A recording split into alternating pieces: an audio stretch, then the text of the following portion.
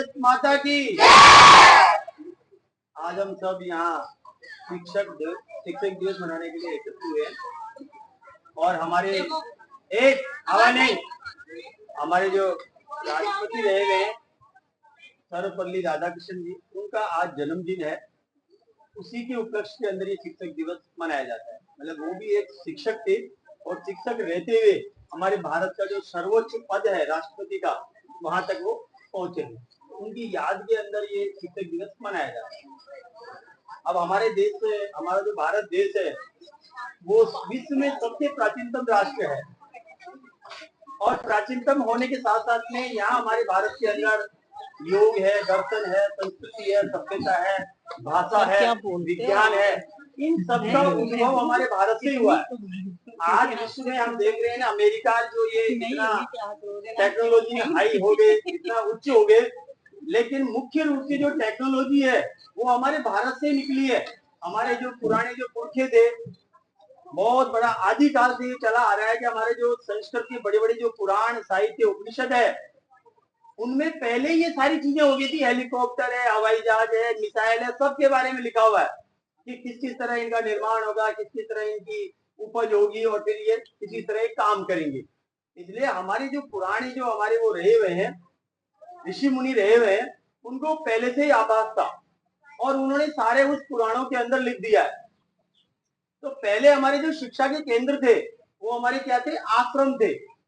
गांव के पास में, गांव से बाहर एक आश्रम होता था ऋषि मुनि का। उस आश्रम के अंदर वो ऋषि मुनि होते थे और वो ऋषि मुनि कहीं तो क्या है कि ब्रह्मचर्य में रहते थे और कहीं गृहस्थ में भी रहते थे, लेकिन उनका काम वही था, वेदाध्ययन करवाना, अध्ययन करवाना।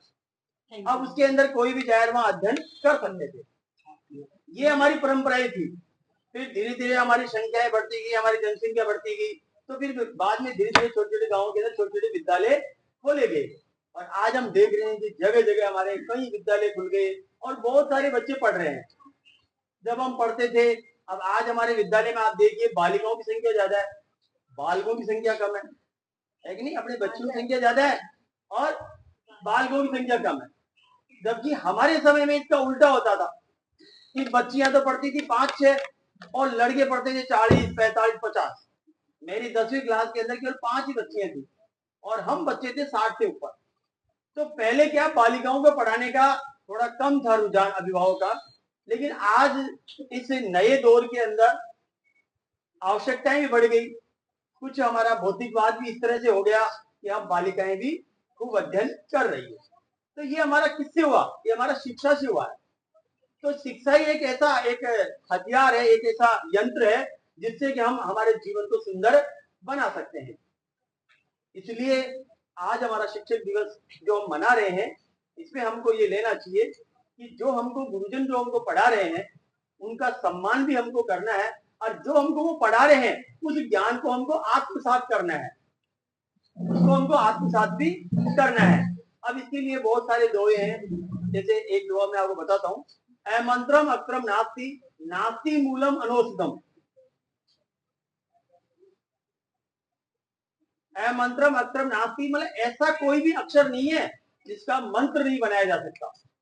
ऐसा कोई अक्षर नहीं है जिसका मंत्र नहीं बनाया जा सकता। हमारे ऋषि मुनि कोई पढ़े लिखे थे क्या? वो उनको दिव्य ज्ञान प्राप्त होता था और उस दिव्य ज्ञान से उनके अपने आप ही सरस्वती जो है ना, उनके शरीर में आकर के अपने आप ही उनका ज्ञान निकलता रहता था और उससे वो कई शास्त्रों का निर्माण कर दिए।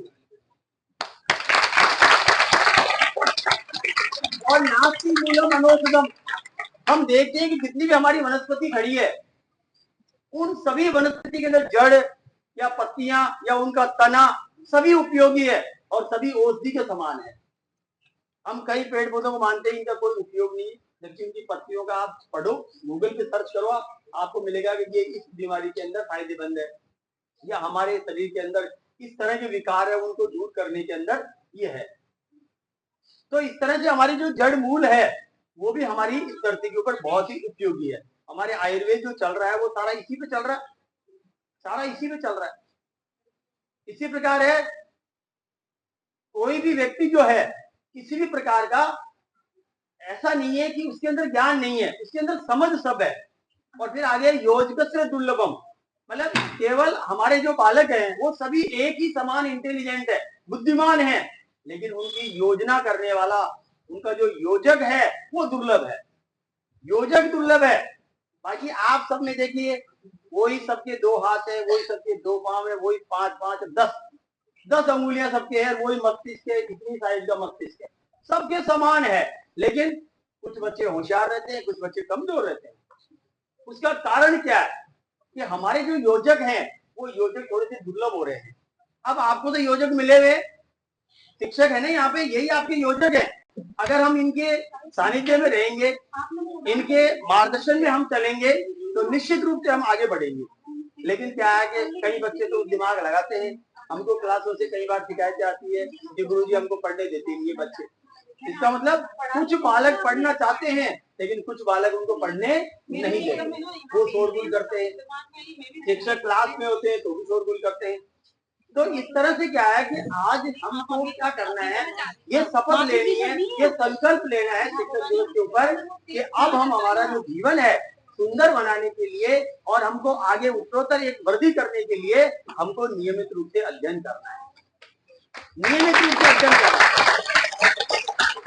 हम सुबह शाम भोजन करते हैं, ऐसा तो है नहीं आप 2 दिन का 1 दिन भोजन कर लोगे, करते हो क्या आप? किताब काल भोजन न कर आज ही मत खा लीजिए 6 रोटी, ऐसा होता है क्या? नहीं होता है। हमको सुबह भी भोजन की आवश्यकता पड़ती है, शाम को भी भोजन की आवश्यकता पड़ती है, अगले दिन फिर हमको भोजन की आवश्यकता पड़ेगी। तो इसी प्रकार अध्ययन भी यही मांगता है कि हमको नियमित अध्ययन करना है। ऐसा नहीं है कि एक दिन तो 6 घंटे पढ़ लिए और दूसरे दिन आराम से सो रहे हैं बाबूजी आराम से, तो ये मान लीजिए जो आपने 6 घंटे पढ़ा ना वो आपका बेकार गया।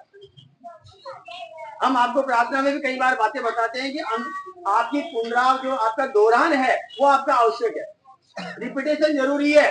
जो आपने याद कर लिया उसका जब तक आप दोहरान नहीं करोगे तब तक वो आपको याद किया हुआ 2 या 3 दिन में आप भूल जाओगे उसको। इसलिए दोहरान करते रहो, जो आपने आज पढ़ा है उसका कल दोहरान करो, ठीक है?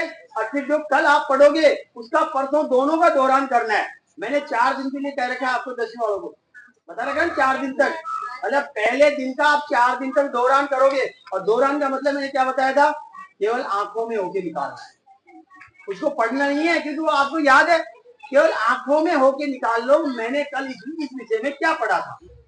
अगर किसी चीज को आप 4 दिन याद कर लोगे तो फिर आपको याद करने की जरूरत नहीं है, फिर आपको याद है, फिर आप 20 दिन बाद में भी अगर आप उसको पूछोगे तो आपको याद है। लेकिन हमको 4-5 दिन तक उसका दोहरान करना जरूरी है। इसलिए अध्ययन का तो यही है कि आप हम नियमित पढ़े, रोज पढ़े, शाम को हमको बैठना है, 3-4 घंटे पढ़ना है तो पढ़ना है। और हमारे भारत जो देश है इसमें तो इतने आध्यात्मिक रूप से हमारा इतना भारत समृद्ध है कि इतने महापुरुष हुए हैं कि कहीं तो ये कहते हैं कि इतना साहित्य लिख दिया जाए तो शायद है बहुत मोटी मोटी किताबें भी हम लिखें तो भी हमारे कई महापुरुषों के नाम रह जाए। इतने महापुरुष और इतने ऋषि मुनि पैदा हुए भारत के अंदर। ऐसे एक होते दयानंद सरस्वती, आपने नाम सुना ना, आपकी पाठ्य पुस्तक में है। इनका बचपन का नाम क्या था? इनका बचपन का नाम था मूल शंकर। क्या नाम था? मूल शंकर नाम था इनका।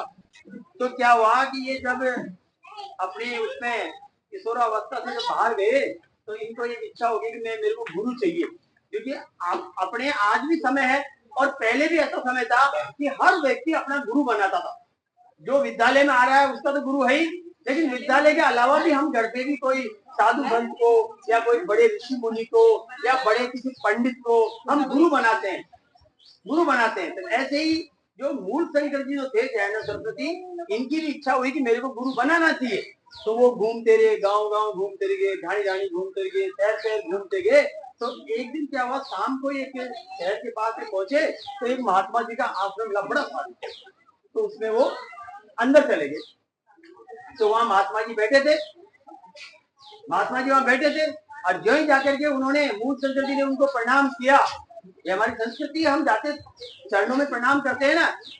चरणों में प्रणाम करने का क्या एक वो क्या नाम से इसका मूल भाव क्या है बताइए आप? चरणों में प्रणाम करने का मूल भाव ये है कि जिसको हम चरण स्पर्श कर रहे हैं हम ये आशा कर रहे हैं कि आपका ज्ञान मेरे अंदर आ जाए, आपका ज्ञान मेरे अंदर समा जाए।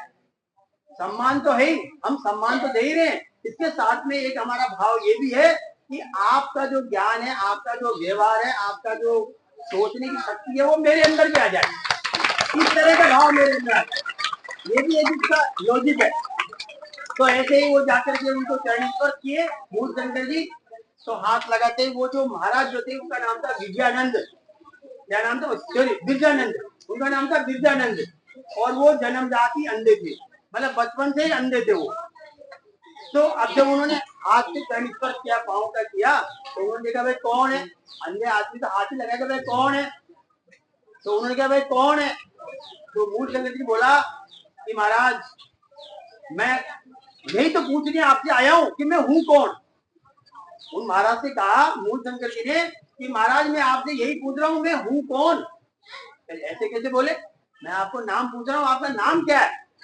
क्या महाराज नाम से क्या करना है, आप तो मुझे ये बताओ कि आप मेरे गुरु बन सकते हो क्या, जो मुझे संसार का ज्ञान करा सके। तो विजयानंद जी ने कहा कि गुरु तो भाई बन जाएंगे, लेकिन हमारे आश्रम में रहो, हमारे आश्रम में जो गुरु शिष्य पढ़ रहे हैं उनके बीच में पढ़ो आप। तो वो वहां पढ़ने लग गए, उनका नाम पूछा तो उन्होंने मेरा नाम मूल शंकर है, ठीक है। अब वो दूसरे दिन से वहां पढ़ने लगे सब बालकों के बीच में, पढ़ते पढ़ते गया, वो प्रखर बुद्धि थे मूल शंकर जी। तो वो महाराज जो थे विजयानंद जी वो अंधे थे, अब अंधे होकर के भी उनको पढ़ाते थे। पहले के साधु संतों को मैं पहले अभी अभी मैंने बोला ना कि वो कई विद्यालय में जाते नहीं थे, वो उनको दिव्य ज्ञान प्राप्त होता था। वो इतनी तपस्या करते थे ऋषि मुनि मतलब अपने देवताओं की कि उनको दिव्य ज्ञान प्राप्त हो जाता था, ज्ञान का दिव्य ज्ञान। तो वो उनको पढ़ाते थे। तो उसको क्या है, वो एक मजाक के अंदर उसको मूल शंकर को मूड़ा बोलते थे। अरे मूड़ा, उसका नाम मूल शंकर था, इनको मूड़ा बोलते थे। अरे मूड़ा तू तोड़ गए, अपन बोलते देसी भाषा में अपने ऐसे बोलते थे वो। तो जब उनकी विद्या पूरी हो गई तो विद्यानंद जी ने कहा कि भाई ऐसा करो, आपकी विद्या मैंने पूरी कर दी, आपको सब मैंने पढ़ा दिया, साहित्य सब पढ़ा दिया, शास्त्र वगैरह सब पढ़ा दिया, अब आप अपने घर जा सकते हो। तो दयानंद सरस्वती जी, उनका नाम तो मूलचंद्र था ना, मूलचंद्र जी ने कहा कि महाराज मैं कहा जाऊं, मेरा तो घर घर है ही नहीं, मेरा तो घर है ही नहीं, मैं तो यही रहूंगा। तो उन्होंने कहा कि आप महाराज मुझे ये बताओ कि आपको गुरु दक्षिणा में क्या चाहिए। मूल शंकर जी ने महाराज से कहा कि आपको गुरु दक्षिणा में क्या चाहिए। तो उन्होंने विद्यानंद जी ने कहा कि भाई आप मेरे को कल गुरु दक्षिणा में कुछ भी ले आओ, आपकी जो इच्छा है जो ले आओ। अब और जो शिष्य पढ़ते थे वो पैसे वाले थे, अच्छे घरों के थे, तो कोई तो कौन सी मिठाई ला रहा है, कोई कौन सी मिठाई ला रहा है, कोई सोने चांदी की चीजें ला रहा है। अब मूल शंकर जी तो गरीब आदमी थे और उनका घर भी नहीं था वहां पे। उन्होंने सोचा कि अपन महाराज अपन गुरु को क्या दे, अपन गुरु को दक्षिणा में क्या दे। तो वो क्या है कि उनके विजयानंद जी के नजदीक रहते थे, तो उनको ध्यान था कि अपने गुरु जी के दाढ़ में अधिकतर दर्द रहता है, उनके दाढ़ में अधिकतर दर्द रहता था, मतलब कीड़ा को लगा हुआ था। तो वो क्या है शाम को हमेशा लौंग मुंह में रखते थे, लौंग मुंह में रख लेते थे। तो उन्होंने सोचा भाई सबसे प्रिय तो मेरे गुरु जी को लौंग ही है, जो उनके दर्द को कम करती है। तो वो बाजार में गए और बाजार में जाके थोड़ी सी लौंग खरीद लिए। बढ़िया से कहते भाई मेरे को लौंग दे दे, मेरे पास पैसे तो है नहीं और ऐसे मेरे गुरु जी को बैठ देना है। तो उन्होंने लौंग ले ली। और जो शिष्य थे वो कोई मिठाई ला रहा है, कोई सोने चांदी की चीजें ला रहा है, सब लेकर के पहुंच गए। अब सब अपने अपने हिसाब से दे रहे हैं। लास्ट में नंबर आया उनका मूल शंकर जी का। तो आकर के कहते मूला तू क्या लाया। अब वो जात थाली में रख दिया लोग ने, कहते लो गुरु मैं तो आपके लिए ये लाया। अब जो है उन्होंने हाथ रखा तो उसमें लौंग थी। तो उन्होंने कहा विजयानंद जी ने, अरे मूला ये क्या लाया लौंग तू, कोई बढ़िया चीज लाता मेरे लिए। तो वो मूल शंकर जी कहा महाराज गुरु जी इससे बढ़िया चीज क्या होगी जिससे आपका दर्द कम हो रहा है। आप रोज लौंग इसमें दाढ़ में दबा करके आप सोते हो, तो आपका जो दर्द होता था दाढ़ में ये आपके दर्द में कम कर रही थी, इसलिए मैंने सोचा इससे प्रियतम चीज आपकी कोई हो नहीं सकती। फिर उन्होंने विजयानंद जी ने कहा, विजयानंद जी ने कहा अरे मूला मेरे को तेरे से लौंग नहीं चाहिए। विजयानंद जी महाराज ने उनसे कहा, उनसे मूल शंकर जी से कि अरे मूला मैं मुझे तेरे से लौंग नहीं चाहिए, मुझे तेरा जीवन चाहिए, मेरे को तेरा जीवन चाहिए। तो उन्होंने कहा मेरे जीवन से क्या करोगे आप। नहीं इस वक्त देश को तेरे जीवन की जरूरत है। तो आप बताओ महाराज मुझे क्या करना है। कि बस अब आप आश्रम में रहो और पूरे भारत का भ्रमण करो और हमारे जो समाज के अंदर, हमारे क्षेत्रों के अंदर या हमारे देश के अंदर जो इतनी विभिन्नताएं हो रही है, इतनी विषमताएं हो रही है, इनका निवारण करो। ये तुम्हारे लिए बहुत जरूरी है। ज्ञान का प्रचार करो पूरे भारत के अंदर। और फिर बाद में उन्होंने उनका नाम दिया था दयानंद सरस्वती।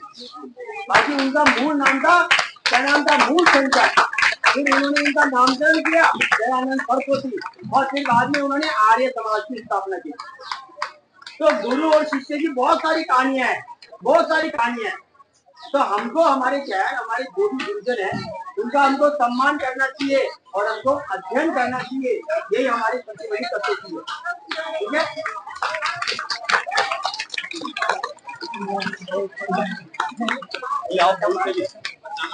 आभार। अब जो लड़के बोलना चाहते हैं वो आ जाओ, आ जाओ। एक अब जो भी बोलना चाहते हैं बच्चे वो एक एक आ जाओ।